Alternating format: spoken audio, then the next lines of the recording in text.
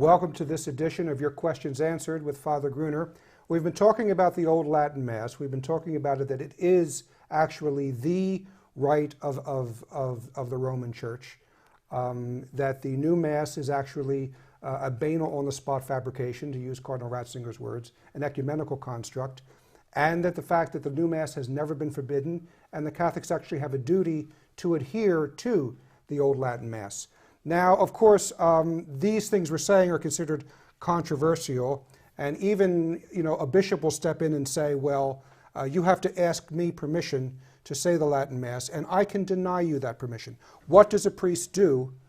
First of all, theologically, how should a priest look at it? And secondly, how should he then act if a bishop, quote unquote, denies him the right to say the Tridentine Mass, permission to say the Tridentine Mass? Well, you see, first of all, before we even get there, we have to understand what is the nature of authority, if I might say. In other words, why do I obey a bishop? Why do I obey my father? Why do I obey my religious superior? Why do I obey the Pope? Why do I obey the traffic policeman? Okay, well, all authority comes from God. And so God gives authority to the father of a family. God gives authority to the civil rulers. God gives authority to the Pope. God gives authority to the bishop. But God is consistent. God does not give authority to the Pope or to a bishop or to a father of a family to say, you can tell your children, you can tell your parishioners, you can tell your flock to break my laws. So God never gives authority to someone, anybody, even the Pope, your bishop, or a father of a family, or any authority at all, because people have legitimate authority. But when they tell you to do something contrary to God's authority, to God's laws, then they don't have authority to do that. And you know that. Now, you don't have to have a special revelation from God. You have it in what the church has taught for all time. As St. Peter says, we must obey God rather than men. That goes for every authority. It goes for the Pope. It goes for the bishop. So if the bishop tells you to do something against the law of God, the answer is you don't have authority to do that. Now, it's one thing to say, I'll pray for you, Your Excellency, and I heard what you said. I'm not ignoring your person, and I respect the authority God has given you and your apostolic charge, but I can't obey you in this matter because you don't have authority. In fact, God commands me to do the opposite. So that's the attitude that we should have. That's the understanding we should have. And that's what we should do. Now, of course, the next question comes down to is, what do you actually do? Well, you continue doing what you're supposed to do, which is saying the Latin Mass, the Tridentine Mass.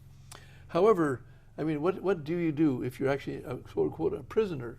In other words, if the bishop says, well, if you don't obey me, I'm going to kick you out on the street, and you're not going to have a home to live in, well, then consider yourself a prisoner. Well, what did Cardinal Mazzetti do when he was a prisoner in prison? The Hungarian communists had him in prison. Well, then he did the best he could to say Mass clandestinely under the circumstances he had. That's what he did. So I don't know everyone's circumstances, but the theological answer is, if you're capable of doing it, say the Latin Mass, and you can, with respect, ignore the false order that he doesn't have authority to give. If you're not capable of doing that because of your circumstances, then of course we have to go to case by case looking at it. Yeah, I think too one of the points, just to wrap back on one of the things, is that a bishop, a cardinal, a pope, who would say you're not allowed to say the Tridentine Mass, if they would say that, that's actually an abuse of authority. It's abuse of authority.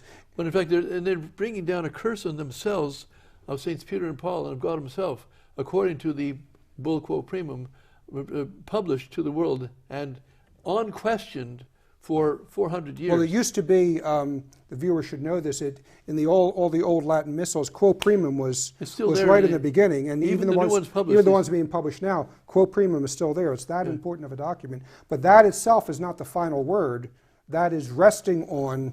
Well, it's on the rest of the Council of Trent, and resting on the Council of Florence, and resting on God's law that he's decreed for the... And when I say, too, it's not the final word, that doesn't mean it can be changed to mean the opposite in the future. No, it's the final word in this sense, that it's defined so clearly that there's no way to wiggle out of it. And it's defined both in the Council of Trent and in Bull Quo Primum, that it's enough for anyone to go by. But in fact, I remember Father Kramer's book, Suicide of Alternate Faith and Liturgy. He actually came to that conclusion just based on the Council of Florence from 1438 to 1445. Yes, he wasn't going to include Quo Primum originally in that book, but he only, and secondly, he didn't even know the Council of, in his studies, he hadn't come across And when he finished the book, then he came across the definition of the Council of Trent on the subject.